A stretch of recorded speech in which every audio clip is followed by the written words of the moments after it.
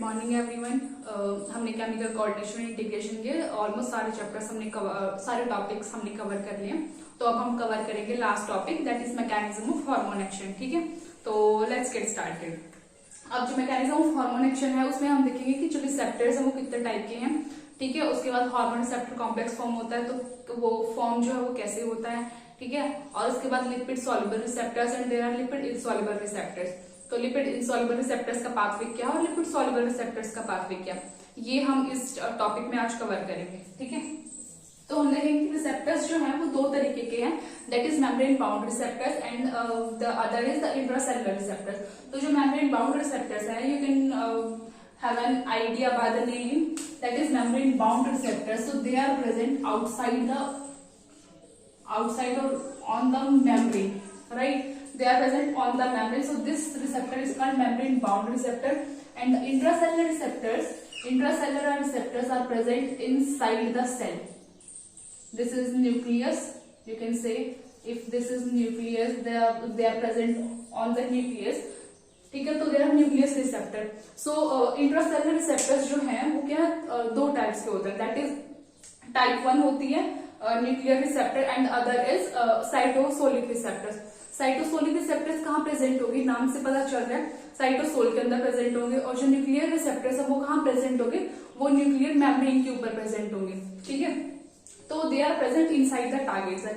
तो जो भी टारगेट सेल है उसके अंदर प्रेजेंट होंगे ये, और ये क्या है, ये प्रेजेंट होंगे ऑन द टारगेट सेल। ठीक है, अभी जो इंट्रासेलुलर रिसेप्टर्स तो क्या है, सेल के अंदर जाकर अपना जो भी रिस्पॉन्स है उसको प्रोड्यूस करेंगे, और जो मेम्ब्रेन बाउंड रिसेप्टर्स हैं वो क्या करेंगे, they can not enter into the target cell, यानी कि टारगेट सेल जो भी है वो टारगेट सेल के अंदर एंटर नहीं कर सकते, but they can generate a secondary messenger. ठीक है, एक सेकेंडरी मैसेंजर को जनरेट करेंगे, जो सेकेंडरी मैसेंजर क्या करेगा, रिस्पॉन्स प्रोड्यूस करेगा, जो भी रिस्पॉन्स होगी। अब हम मान लेते हैं, और जो हार्मोन्स है वो क्या करते हैं, वो अपने स्पेसिफिक टारगेट सेल के रिसेप्टर के ऊपर ही जाकर बाइंड होंगे। ऐसा नहीं है कि वो रिस्पेक्टिव कि किसी भी टारगेट सेल के ऊपर जाकर बाइंड होंगे, जहां पर उनका काम है, जहां पर उनका एक्शन है, वो वहीं पर जाकर बाइंड होंगे। हम मान लेते हैं कि एक सेल है, उस सेल का जो है लेट्स से कि उस सेल का जो है उसका ब्लड ग्लूकोज लेवल जो है वो बहुत ही इंक्रीज्ड है सेल का, तो उस केस में कौन सा हार्मोन प्रोड्यूस्ड होगा, उस केस में प्रोड्यूस्ड होगा hormone that will be insulin, right. तो उस सेल जो है उस सेल के ऊपर क्या प्रेजेंट होना चाहिए, इंसुलिन का रिसेप्टर।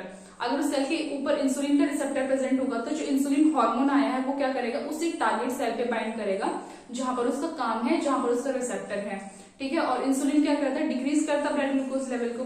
तो सेल के अंदर क्या था, इंक्रीज था ब्लड ग्लूकोज लेवल, तो अब इंसुलिन क्या कर देगा, टारगेट सेल पे बाइंड करके डिक्रीज कर देगा ब्लड ग्लूकोज लेवल को। ठीक है, तो ऐसे ही अपने टारगेट सेल पे काम बाइंड करके अपना काम जो है वो काम करते हैं। ठीक है, अब इसके बाद हम देखेंगे कि there are two types of hormone that are present, that lipid soluble hormones and lipid insoluble hormones. अब हम देखेंगे जो हार्मोन्स है वो दो टाइप के हार्मोन्स है, that is lipid soluble hormones and lipid insoluble hormones. ठीक है, तो lipid soluble hormones as you can know by the name कि लिपिड सॉल्युबल यानी कि लिपिड्स के अंदर जो कि सॉल्युबल होंगे। लिपिड क्या है, लिपिड जो हमारी बायलेयर है, सेल के ऊपर जो बायलेयर हमारी होती है दैट इज लिपिड बायलेयर, यानी कि ये लिपिड सॉल्युबल है तो ये क्या करेगा, उस लिपिड बायलेयर को क्रॉस कर जाएंगे। ठीक है, और जो लिपिड इनसॉल्युबल है that won't be able to cross that lipid bilayer. ठीक है, तो लिपिड सॉल्युबल हार्मोन्स के अंदर एग्जांपल्स आते हैं, दैट इज आयोडोथायरोडिन, थायरोक्सिन, तो T3 और T4 जो हमारे थे, ट्राई आयोडोथायरोडिन और टेट्रा आयोडोथायरोडिन। ठीक है, उसके बाद स्टीरॉइड जो है जितने भी, जैसे कि कॉर्टिसोल हो गया, हमारे सेक्स हार्मोन्स जितने भी हैं, टेस्टोस्टेरोन, एस्ट्रोजन, प्रोजेस्टेरोन, तो ये सारे क्या है, ये स्टीरॉइड्स हैं। ये क्या है, डिराइव्ड लिपिड्स हैं। ठीक है, they are derived from lipids. तो लिपिड से अगर डिराइव्ड है तो क्या होंगे, ये लिपिड सॉल्युबल होंगे, यानी कि लिपिड की जो मेम्ब्रेन है उसको क्या करेंगे, उसको क्रॉस करके अंदर एंटर कर जाएंगे टारगेट सेल के अंदर। ठीक है, तो और इनका जो लाइक प्रोसेस होता है, इनके जो स्लो और लॉन्ग लास्टिंग इफेक्ट करता है वो हम देखेंगे कि कैसे। ठीक है, तो अभी मान लेते हैं this is the lipid bilayer. ठीक है, ये क्या है, हमारी lipid bilayer.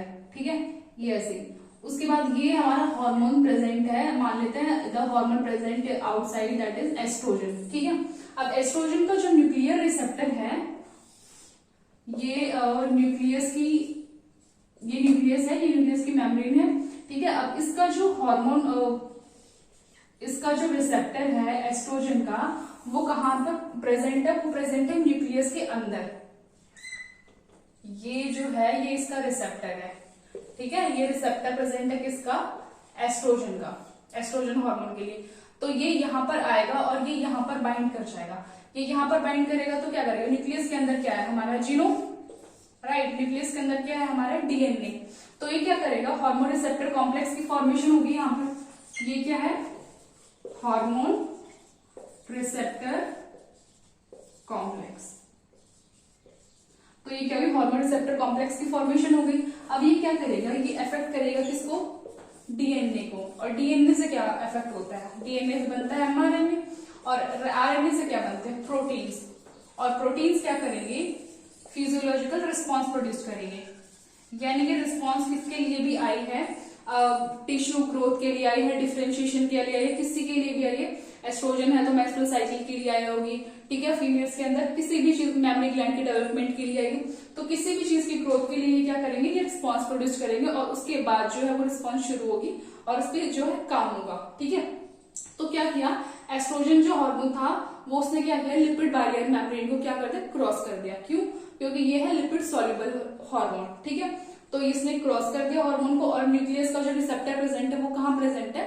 That is intracellular receptor, और न्यूक्लियस के अंदर वो प्रेजेंट है, ठीक है। अब न्यूक्लियस के अंदर रिसेप्टर प्रेजेंट है, तो यहाँ पर हार्मोन आया और ये बाइंड हो गया, और ये क्या बन गया? हार्मोन रिसेप्टर कॉम्प्लेक्स की यहाँ पर फॉर्मेशन हो गई।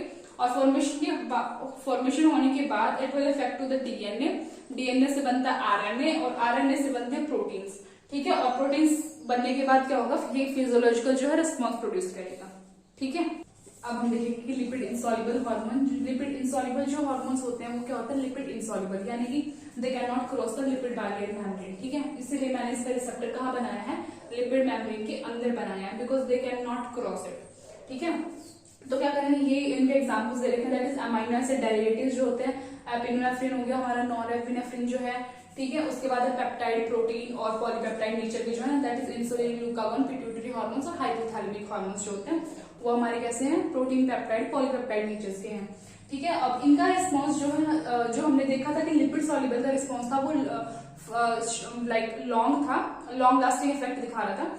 क्यों? क्योंकि वो हमारे जीनोम पे इफेक्ट डाल रहा था, डीएनए पे, एमआरएनए पे, फिर प्रोटीन पे, और फिर रिस्पॉन्स प्रोड्यूस हो रही थी, ठीक है। लेकिन ये जो है ये फास्ट है और शॉर्ट लिव्ड है, यानी कि जो अपना एक्शन है वो बहुत ही उसका शॉर्ट लिव्ड है, उसको बार बार मतलब करेगा ये।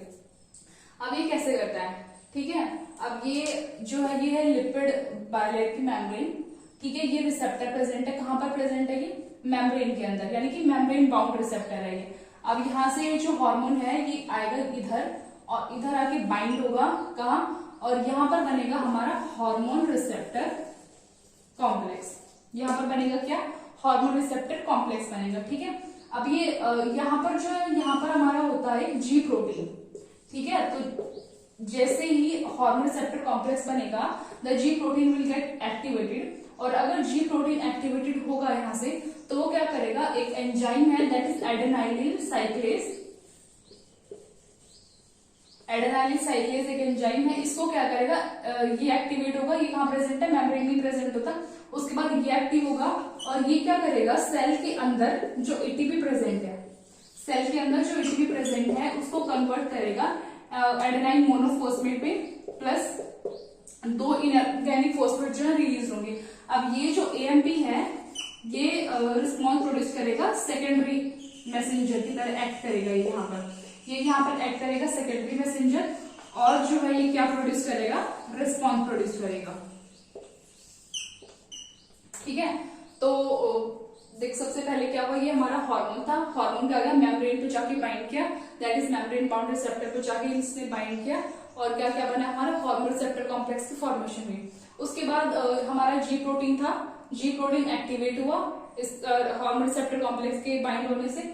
उसके बाद जी प्रोटीन ने क्या किया? एडेनाइल साइक्लेज एक एंजाइम है, उसको क्या किया? एक्टिवेट किया, जो कहाँ प्रेजेंट है? वो मेम्ब्रेन के अंदर ही प्रेजेंट होता है। तो एडेनाइल साइक्लेज एक्टिवेट हुआ, और उसने क्या किया?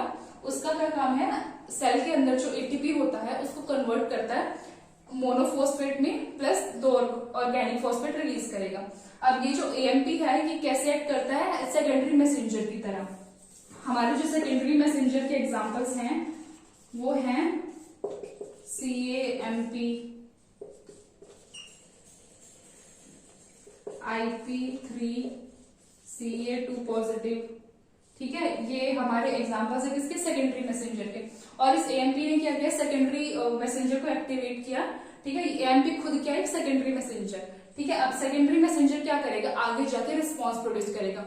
अब response it could be anything, like जैसे मान लेते हैं कि इंसुलिन जो है, इंसुलिन क्या करता है, डिक्रीज करता है ब्लड ग्लूकोज लेवल को।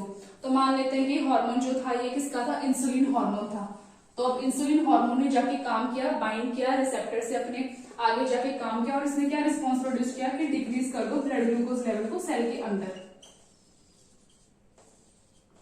तो क्या होगा, डिक्रीज हो जाएगा ब्लड ग्लूकोज लेवल, ठीक है। तो ये क्या है, फास्ट है ये प्रोसेस पूरा, और शॉर्ट लिव्ड प्रोसेस है, यानी कि अभी जो है ब्लड ग्लूकोज लेवल जो है वो डिक्रीज हो गया, अब बाद में ये इंक्रीज भी हो सकता है, ठीक है। तो ये क्या है, शॉर्ट लिव्ड प्रोसेस है। इसके साथ हमारा ये केमिकल कोऑर्डिनेशन और इंटीग्रेशन चैप्टर जो है वो पूरा खत्म होता है। This was the last topic, और इसके बाद हम नेक्स्ट चैप्टर स्टार्ट करते हैं।